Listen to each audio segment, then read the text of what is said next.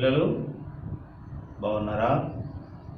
మరి ఈరోజు day 10 lesson కొరకు చక్కగా మీరు పాటలు నేర్చుకున్నారు కదా, మరి కేజీ నేర్పిస్తున్నారు.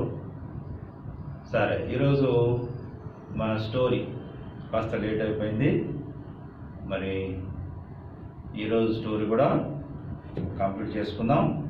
మళ్ళీ ఈవినింగ్ 6 o'clockకి మరి ఈరోజు యాక్చువల్లీ చెప్తుంది నిన్నటి స్టోరీ అనమాట. నేను మనకి మరి పవర్ ఫెయిల్యూర్ వల్ల ఈ యొక్క వీడియో చేయలేకపోయినందు ఒకటి ఇప్పుడు ఇది పంపిస్తున్నాము. మళ్ళీ సాయంత్రం యథావిధిగా మరి డే 11కి సంబంధించినటువంటి సండే స్కూల్ ఉంటుంది. సరే, ఈరోజు మన కథ ఏంటంటే మంచి కాపరి అనేటువంటి ఒక కథను చూద్దాం. మంచి కాపరి. ఈ మంచి కాపరిలో మనం మరి మీ అందరికి కూడా దావీదు గురించి బాగా తెలుసు కదా. దావీదు ఎవరు? దావీదు మరి ఇశ్రాయేలు దేశంలో మరి బెత్లెహేం అనేటువంటి ఊరిలో యెషై అనేటువంటి వ్యక్తికి ఆయనకి ఎడమండుగురు కుమార్తెలు కూడా ఉన్నారు. ఇందులో 8వ వాడు చిన్నవాడు దావీదు. ఈ దావీదు ఇంటిలో చిన్నవాడు. అంతేకాకుండా వారికి చాలా గొర్రెల మందలు ఉండేవి. కాబట్టి వాళ్ళ తండ్రి అయినటువంటి యెషై ఆ గొర్రెల మందల్ని కాచేటువంటి పని ఈ దావీదుకి అప్పచెప్పాడు. దావీదు చాలా నమ్మకస్తుడు. వాళ్ళ తండ్రి మాట చెప్పినటువంటి మాటని చక్కగా వినేటువంటి వాడు. బాలుడుగా ఉన్నప్పటి నుంచి కూడా ఎంతో భయభక్తులతో మరి ఉండేటువంటి వాడు. కాబట్టి ఈ దావీదు ఏం చేసేవాడంటే రోజు తన గొర్రెల మందల్ని తీసుకొని అడవిలోకి వెళ్ళేటువంటి వాడు. మరి గొర్రెల మందలు మరి కాయడం అనేది చాలా కష్టంతో కూడినటువంటి పని. ఎందుకంటే ఆ అడవిలో మరి సింహాలు, పులులు, అదేవిధంగా ఎలుగుబంట్లు ఇలాంటి ఎన్నో కూడా ఈ గొర్రెల మీద పడి వాటిని తీసుకెళ్ళిపోతూ ఉంటాయి. వాటిని చంపి తినేస్తూ ఉంటాయి. కాబట్టి వాటి నుంచి కాపాడాలా. ఎండ, అదేవిధంగా భయంకరమైన వర్షాలు వస్తూ ఉంటాయి, తుఫాన్లు వస్తూ ఉంటాయి. మరి చలి నుంచి, ఎండ నుంచి, వర్షం నుండి, వాటన్నిటి నుంచి కూడా దావీదు మరి ఆ గొర్రెలన్నింటినీ కూడా కాపాడాలి. కాబట్టి దావీదు అంత కష్టమైన పని అప్పటికి కూడాను తను ఎంతో నమ్మకంగా పనిచేసేటువంటి వాడు. ప్రతిరోజు కూడా చక్కగా గొర్రెల మందలను తీసుకుని పోయి ఆయన ఏం చేసేవాడంటే ఆ యొక్క చక్కగా ఎక్కడైతే మంచి పచ్చిక ఉందో ఆ పచ్చిక బయళ్ళకి తీసుకెళ్ళి వాటిని మేపడము.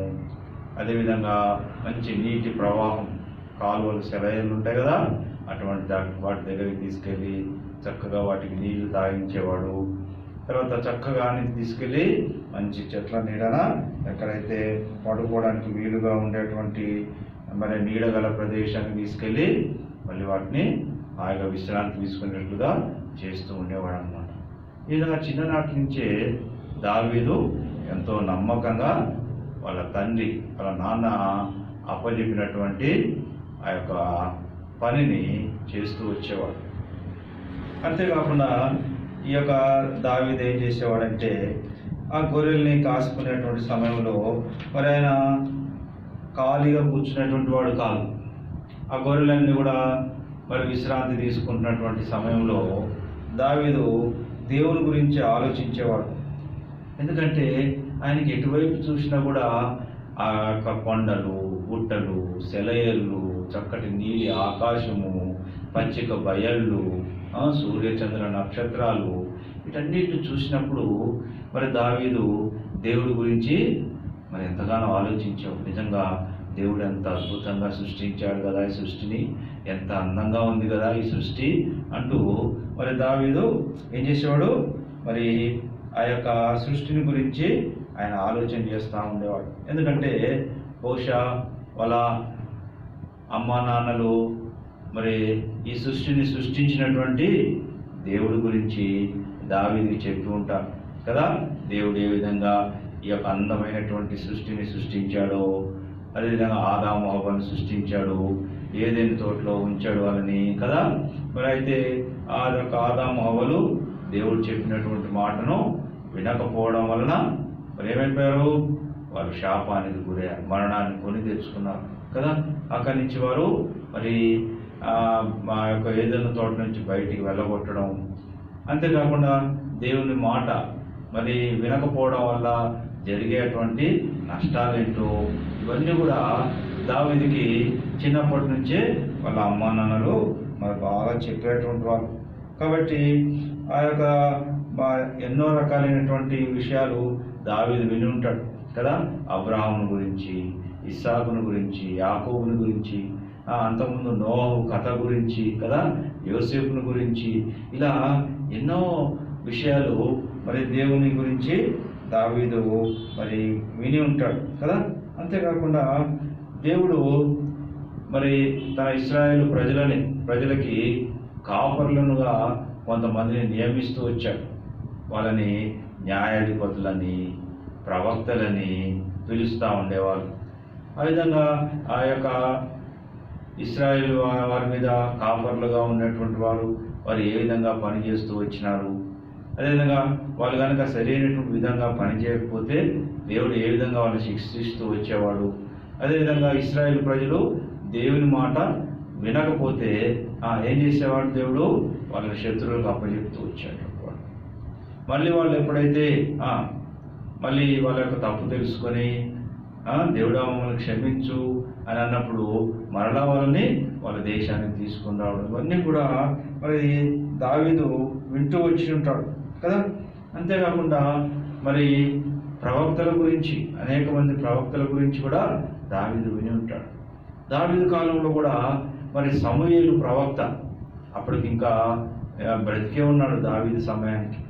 కాబట్టి సమూయేలు ప్రవక్తను గురించి, ఆయన చిన్నప్పుడు ఏ విధంగా దేవుని మందిరంలో పెరుగుతూ వచ్చాడు, ఏ విధంగా సమూయేలు మరి ఇశ్రాయేలు ప్రజలకి న్యాయాధిపతిగా ఉంటూ వచ్చాడు, ప్రవక్తగా ఉంటూ వచ్చాడు, ఇవన్నీ కూడా దావీదు వింటూ వచ్చాడనమాట.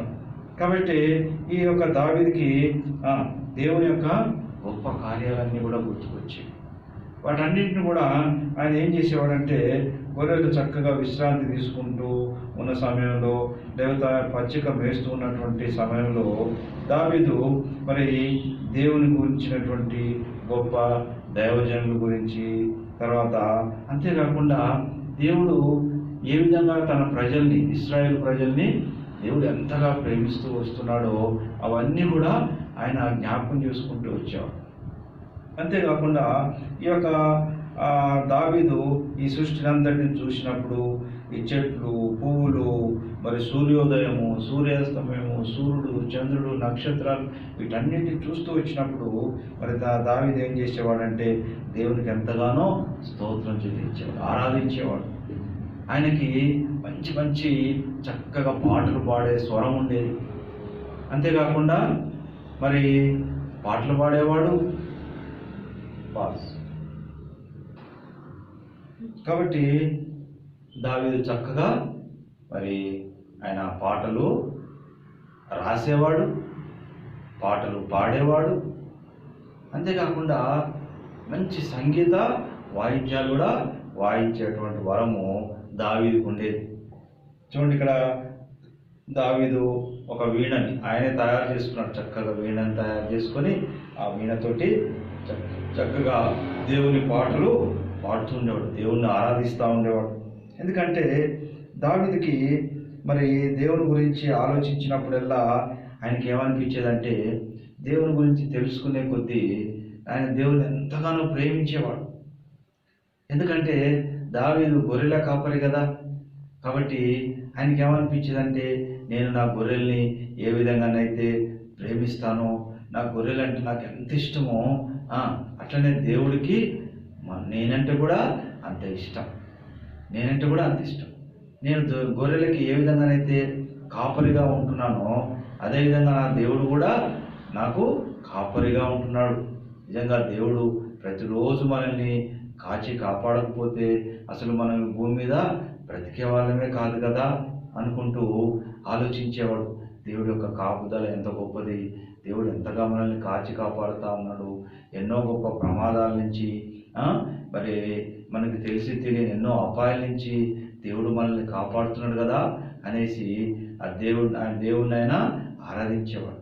ప్రతిరోజు ఉదయము మరి రాత్రి సమయంలో ఆయన ప్రతిరోజు మరి ప్రార్థన చేసుకునేవాడు, దేవుని ఆరాధించేవాడు. పొద్దున్నే లేచి దేవా నువ్వు నన్ను రాత్రంతా కూడా కాచి కాపాడినావు, మళ్ళీ కొత్త దినాన్ని ఇచ్చావు, ఈ దినమంతా మళ్ళీ నేను ఏం చేయాలా, గొర్రెలు కాయడానికి వెళ్ళాలి, నన్ను కాపాడు, నా గొర్రెల్ని కాపాడు. మరి ఎన్నో గొప్ప మరి సింహాలు వస్తాయి, ఎలుగుబంట్లు వస్తాయి, వాటన్నిటి నుంచి నా గొర్రెల్ని కాపాడు, చక్కగా మేపుకొని మరలా తిరిగి క్షేమంగా ఇంటికి వచ్చేటట్టు సహాయం దయచేయి అని ఆయన ప్రార్థన చేసుకునేవాడు. అదేవిధంగా మళ్ళీ ఇంటికి వచ్చిన తర్వాత కూడా దేవుని ఎంతగానో, దేవా నీకు వందనాలు, మరి దినమంతా కూడా నన్ను కాపాడినావు, నన్ను కాచి కాపాడినావు, నీకు వందనాలయ్యా అని ఆరాధించేవాడు. సో ఆ విధంగా దావీదుకి ఆ యొక్క గొర్రెల కాపరి కాబట్టి దేవుడు కూడా మనకు మంచి కాపరి అని తన యొక్క తండ్రి చెప్పినటువంటి దాన్ని బట్టి దావీదు దేవుణ్ణి ఎంతగానో ఆరాధించేవాడు.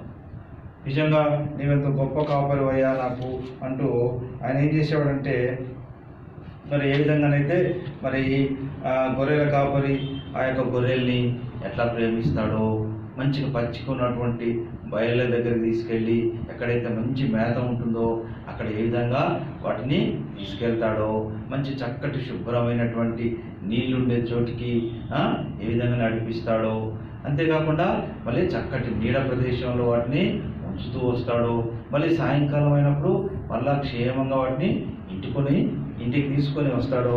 అదేవిధంగా నా దేవుడు కూడా నన్ను కాపాడుతూ ఉన్నాడు అనేటువంటి సంగతిని దావీదు గ్రహించినటువంటి వాడై ఉంటున్నాడు. కాబట్టి ఆయన తన హృదయంలో ఆ విధంగా దేవుని యొక్క కాపుదలను గురించి, నా దేవుడు నాకు ఎంత గొప్ప కాపరి నిజంగా ఉన్నాడు అనేటువంటి దాని గురించి ఆలోచించినప్పుడు అతనికి ఎంతో సంతోషమే. ఆ సంతోషంలో ఆయన ఒక మరి కీర్తన కూడా రాశాడు. దావీదు ఎన్నో పాటలు రాశాడని చెప్పాం కదా, ఆ పాటలన్నీ కూడా మన బైబిల్లో కీర్తన గ్రంథంలో రాయబడి ఉన్నాయి. సో అందులో ఈ యొక్క దేవుడు నాకు నిజంగా మంచి కాపరి అని చెప్పడం కోసమని ఆయన ఒక పాట రాశాడు. ఆ పాట ఆనాటి నుంచి ఈనాటి వరకు కూడా అంటే మనం అంతా కూడా దేవుని బిడ్డలు అందరూ కూడా ఏం చేస్తూ ఉన్నారు తెలుసా, ఆ పాట పాడుకుంటూనే ఉన్నారు. దేవుని ప్రజలంతా కూడా ఆ పాటను పాడుతూ ఉన్నారు. అదేం పాటో తెలుసా, అది కీర్తనలు 23వ కీర్తన. మీ దగ్గర బైబిల్ ఉంటే 23వ కీర్తన మరి తీసి చూస్తూ ఉండండి. ఈ యొక్క కీర్తన ఎంత చక్కగా ఉందంటే, మరి ఇది నిజానికి మనం మామూలుగా చదువుతూ ఉంటాం. యెహోవా నా కాపరి, నాకు లేమి కలుగదు, పచ్చిక గల చోట్లను ఆయన నన్ను పరుండజేయుచున్నాడు, శాంతికరమైన జలముల యొద్ద నన్ను నడిపించుచున్నాడు, నా ప్రాణమునకు ఆయన సేద తీర్చుచున్నాడు, తన నామమును బట్టి నీతి మార్గములలో నన్ను నడిపించుచున్నాడు, గాఢాంధకారపు లోయలో నేను సంచరించినను ఏ అపాయమునకు భయపడను, నీవు నాకు తోడయుందువు, నీ దుడ్డు కర్రయు నీ దండమును నన్ను ఆదరించును, నా శత్రువుల ఎదుట నీవు నాకు భోజనం సిద్ధపరచు, నూనెతో నా తల అంటి ఉన్నావు, నా గిన్నె నిండి పొర్లుచున్నది, నేను బ్రతుకు దినములన్నీ కృపాక్షేమములే నా వెంట వచ్చును, చిరకాలం యెహోవా మందిరంలో నేను నివాసం చేసేదను. ఇలా ఈ కీర్తన రాశాడు. అయితే కీర్తన అంటే పాట కదా, మరి నిజానికి ఇది మామూలు వచనాల్లాగా చదవటం కాదు, కానీ ఇక్కడ ఉన్నటువంటి ఈ యొక్క పాటని ఉన్నట్టుగా బైబిల్లో చూసుకుంటూనే చక్కగా మనం పాడేయవచ్చు అన్నమాట. బహుశా దావీదు ఈ విధంగా పాడుంటాడు. ఇప్పుడు ఆ పాటను పాడతాను, మీరు కూడా బైబిల్లో చూసుకుంటూ ఆ పాట నేర్చుకోవడానికి ప్రయత్నం చేయండి. సరే చూడండి, ఇప్పుడు ఈ పాటను దావీదు ఎలా పాడి ఉంటాడంటే, యెహోవా నా కాపరి, నాకు లేమి కలుగదు, పచ్చిక గల చోట్లను ఆయన నన్ను పరుండజేయుచున్నాడు, శాంతికరమైన జలముల యొద్ద నన్ను నడిపించుచున్నాడు. నా ప్రాణమునకు ఆయన సేద తీర్చుచున్నాడు. తన నామమును బట్టి నీతి మార్గములలో నన్ను నడిపించుచున్నాడు. గాఢాంధకారపు లోయలో నేను సంచరించినను, గాఢాంధకారపు లోయలో నేను సంచరించినను, ఏ అపాయమునకు భయపడను. నీవు నాకు తోడయుందువు, నీ దుడ్డు కర్రయు నీ దండమును నన్ను ఆదరించును.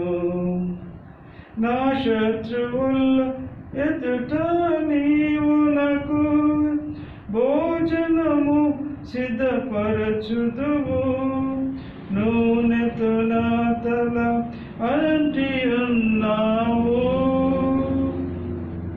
నా గిన్నె నిండి పొర్లుచున్నది. నేను బ్రతుకు దినములన్నీ కృపాక్షేమములే నా వెంట వచ్చును. చిరకాలము యెహోవా మందిరములో నేను నివాసం చేసేదను. హల్లెలూయా హల్లెలూయా హల్లెలూయా హల్లెలూయా హల్లెలూయా హల్లెలూయా హల్లెలూయా హల్లెలూయా. చూసావా, ఇక్కడ ఉన్నటువంటి కీర్తన ఎక్కడ కూడా మనం ఒక మాట కూడా కలపకుండానే ఉన్నట్టుగానే ఒక పాటలాగా పాడుకోవచ్చు. చూసావా, అంత చక్కగా దావీదు మరి ఈ యొక్క పాటను రాస్తూ వచ్చాడు. యెహోవా నా కాపరి, దేవుడే నాకు కాపరి, ఆయన ఉంటే నాకు ఏ కొరత ఉండదు, ఏ కొదువ ఉండదు, నాకు లేమి కలగదంటే ఏ కొరత ఉండదు. ఆయనే నా దేవుడు, నన్ను నడిపించేటువంటి దేవుడు అంటూ చక్కటి ఒక మరి కీర్తనని పాటని రాస్తూ వచ్చాడు కదా. కాబట్టి అదేవిధంగా మరి దావీదు మరి ఆ యొక్క గొర్రెల్ని కాచేటువంటి సమయంలో ఒక్కోసారి ఏం జరిగేదంటే, ఆయన ఈ విధంగా ఎందుకు రాశాడు, నేను మరణాంధకారపు లోయలో సంచరించిన ఏ అపాయం వచ్చినా నేను భయపడను అంటూ రాశాడు కదా. ఎందుకో తెలుసా, ఒక్కొక్కసారి మరి ఈ యొక్క దావీదు ఈ గొర్రెల్ని కాసేటువంటి సమయంలో తను ఒక్కడే ఉండేవాడు, ఒంటరిగా ఉండేవాడు, ఎవ్వరు కూడా తనకు తోడు ఉండేవారు కాదు, ఏ అన్నలు కూడా తనకు తోడు వచ్చేటువంటి వారు కాదు. అలాంటి సమయంలో ఒక్కోసారి దావీదుకి భయం వేసినప్పుడు ఏం చేశాడు, ఆయన ఈ పాట పాడుకుంటూ వచ్చాడు. యెహోవా నా కాపరి, యెహోవా నా కాపరి అంటూ పాట పాడుకుంటూ పోయేవాడు. కాబట్టి అలాంటి సమయంలో ఏమైందో తెలుసా, ఒకసారి అయితే ఒక పెద్ద ఏమైంది, ఒక సింహం వచ్చింది, పెద్ద సింహం కదా, మరి చాలా బలమైంది కదా, it is king of forest ఉంటుంది కదా సింహం. మరి అది వచ్చేసి ఏం చేసిందంటే, ఈ యొక్క దావీదు గొర్రెల మందులో నుంచి ఒక గొర్రె పిల్లని నోట కరుచుకొని ఏం చేస్తుంది, ఆ గొర్రె పిల్ల బ్యా బ్యా అని అరుస్తూ ఉంటే వెంటనే దావీదు ఏం చేశాడు, ఆ సింహాన్ని చూసి భయపడ్డా, ఆ కర్ర తీసుకున్నాడు, దాన్ని వెంటబడి దాన్ని జూలు పట్టుకుని ఆ కర్రతో బాగా కొట్టి దాని నోట్లో నుంచి ఆ గొర్రె పిల్లని విడిపించేసి దూరంగా విసిరేశాడు. ఇక సింహానికి బాగా కోపం వచ్చేసి ఇక ఏం చేసిందంటే, ఆ సింహము ఆ గొర్రె పిల్లను వదిలేసి దావీదు మీదకి అది ఎగబడింది. ఆ సమయంలో దావీదు దాన్ని జూలు పట్టుకుని దాన్ని దుడ్డు కర్రతోటి దాన్ని చావబాది చివరికి ఏం చేశాడట, దాన్ని చంపేశాడట.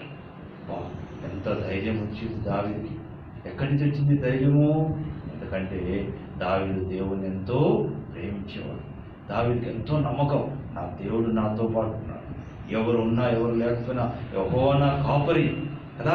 కాబట్టి ఎలాంటి పరిస్థితుల్లో నేను వెళ్ళినా సరే నేను ఎంత మాత్రం కూడా భయపడను అని ఆయన పాడుకుంటూ ఉండేవాడు కదా. కాబట్టి అసలు ఆయనకి ఏమాత్రం భయమే కలగదండి. మరొకసారి ఎలుగుబంటి వచ్చిందండి. ఎలుగుబంటి బేర్ వచ్చినప్పుడు అప్పుడు కూడా ఏం చేశాడట, ఆ ఎలుగుబంటిని వెంటబడి దాన్ని చీల్చిపడేశాడు. కాబట్టి దావీదులో అంత శక్తి, అంత బలము, అంత ధైర్యము ఎలా వచ్చింది అంటే దేవుణ్ణి ఆయన ఎంతగానో ప్రేమించాడు. ఎంతగా ప్రేమించాడంటే నా గొర్రెలన్నీ నేను ఏ విధంగానైతే కాపాడుతా ఉన్నాను, నా దేవుడు కూడా నన్ను ఆ విధంగా కాపాడు. నా దేవుడు అంటే నాకు ఎంతో ఇష్టం. మా అమ్మ నాన్న చెప్పినటువంటి ఆ దేవుడు అంటే నాకు ఎంతో ఇష్టం. ఆ దేవుడు నన్ను కాపాడుతాడు. ఆయన నా సృష్టికర్త, నన్ను నడిపించేటువంటి వాడు.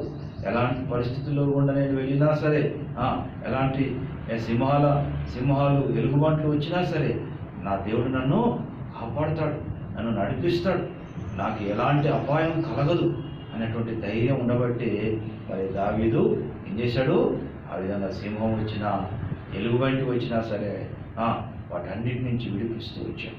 చూడండి, దావీదు తన గొర్రెలంటే ఎంత ప్రేమను, గొర్రెలంటే ఎంత ఇష్టమో కదా. అదే కొందరైతే ఆ సింహం చూసి ఎలుగుబంటిని చూసి ఏం చేస్తారు, అమ్మో ఏం చేస్తారు, ఆ గొర్రె మందలు పోతే బాయ్ నన్ను చంపుతుందో ఏమో అని చెప్పేసి అక్కడి నుంచి పారిపోయేస్తారు వాళ్ళ ఇంటికి కదా. కానీ దావీదు అలా వచ్చాడా? దావీదు నమ్మకంగా పని చేశాడు. దావీదు వాళ్ళ నాన్న ఏదైతే పని అప్పచెప్పాడో ఆ పనినంతా కూడా నమ్మకంగా చేస్తూ వచ్చాడు కదా.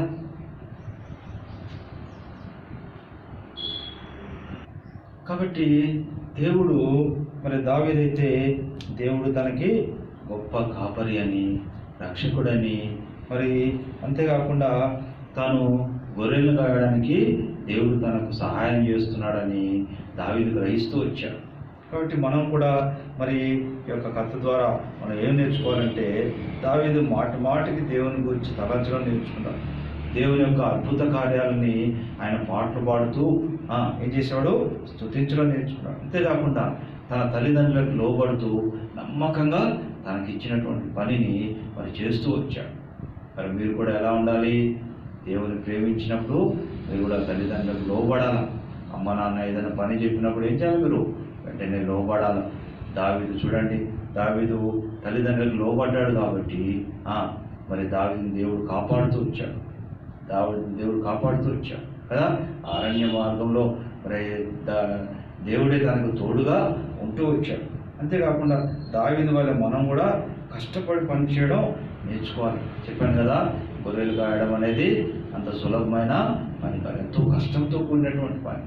ఎండకి, వానకి, ఆ రాత్రి సమయంలో చలికి, అంతేకాకుండా శత్రువులు, సింహాలు, వెలుగుబంట్లు వచ్చినప్పుడు వాటిని కాపాడటానికి మరి ఎంతో కష్టపడాలి.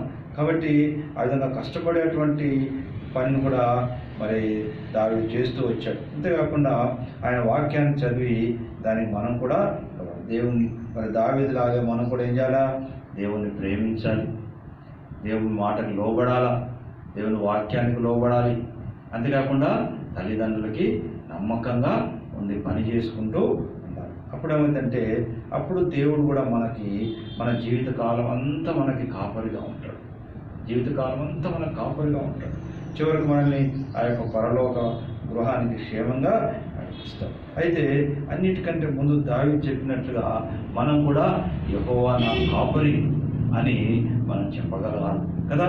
అలా చెప్పగలగాలంటే మరి నువ్వేం చేయాలా, నువ్వు దావీదు వలె మరి దేవుని ప్రేమించాలి, దేవుని స్తుతించాలి, దేవుని ఆరాధించాలి, మరి కృతజ్ఞత కలిగి ఉండాలి.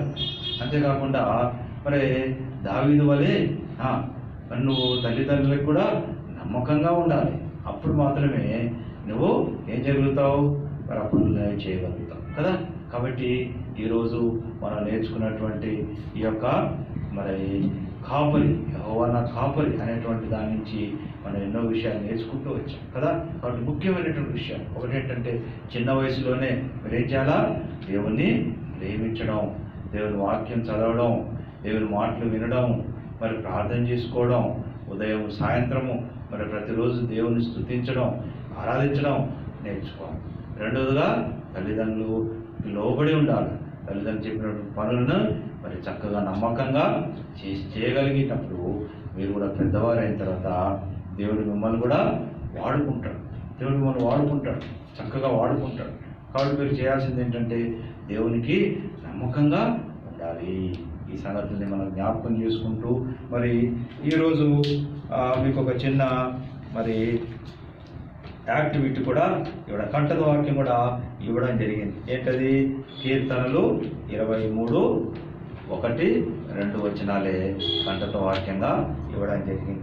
యెహోవా నా కాపరి, నాకు లేమి కలుగదు. పచ్చిక గల చోట్లను ఆయన నన్ను పరుండజేయును, శాంతికరమైన జలముల యొద్ద నన్ను నడిపించుచున్నాడు. ఈ యొక్క కంఠత వాక్యాన్ని మరి తెలుగులో వచ్చిన వాళ్ళు తెలుగులో నేర్చుకోండి, ఇంగ్లీష్లో వచ్చిన వాళ్ళు ఇంగ్లీష్లో నేర్చుకోండి.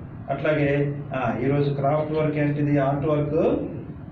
ఈ యొక్క దావీదు గీసినటువంటి ఏంటిది? వీణ కదా, వీణ తయారు చేశాడు కదా దావీదు. ఒక వీణ, దానికి గుర్తుగా చక్కగా ఇలాంటి ఒక ఆర్ట్ని కూడా మీరు గీసేసి వాట్సాప్లో పెట్టండి. ఓకేనా? కాబట్టి మనం ప్రార్థన చేసుకుందామా? అక్కడ మోకరించండి, ప్రార్థన చేసుకుందాం. మా పరిశుద్ధుడైన తండ్రి, పరిశుద్ధుడైన దేవా, ఎంతైనా నమ్మదైన మా ప్రియ పరలోక తండ్రి, నీ పరిశుద్ధ నామాన్ని బట్టి వందనాలు, స్తుతి, స్తోత్రాలు చెల్లిస్తున్నాం. యెహోవా నా కాపరి అని సెలవిచ్చినటువంటి రీతిని తండ్రి, బాలుడైనటువంటి దావీదు చిన్న వయసులోనే ప్రభా ఎటు రీతిగా తండ్రి తన యొక్క తల్లిదండ్రులు చెప్పినటువంటి మాటలను బట్టి నిజమైనటువంటి దేవుడైనటువంటి నీ మీద సంపూర్ణంగా నమ్మకాన్ని కలిగి ఉంది నేను ఎంతగానో ప్రేమిస్తూ వచ్చాను తండ్రి. ఎంతగానో మీ మీద సంపూర్ణమైనటువంటి నమ్మకాన్ని మరి పెడుతూ వచ్చినాడు.